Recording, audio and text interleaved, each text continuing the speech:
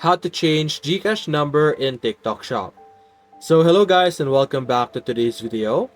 In today's video, let's show you how you could change your GCash number that you have been using for when you're ordering something in TikTok Shop. So first things first, click on your profile. Over here, click on your orders on your profile. This is where you will be able to see information, your personal information in relation to TikTok Shop. Scroll to the right, over here on the top, you have like a navigation bar. Click on payment. Over here, you will be able to see manage payment methods.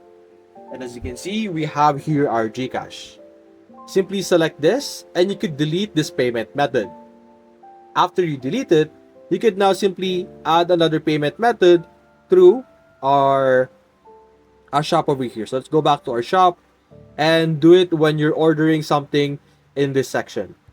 So it's typically the same thing, but you will be able to manage and have a different GCash number when you try to register something, or when you try to use that GCash payment method again. You have to register a new one. So that's basically it, guys. If you enjoyed this video, leave a like and subscribe. Thanks for watching.